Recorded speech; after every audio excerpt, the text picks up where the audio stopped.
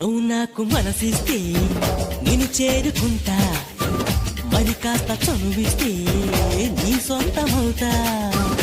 హే ఆకాశం నేలకు వచ్చింది, చిరుజల్లుగా మారి నాతోటి చిందులు వేసింది.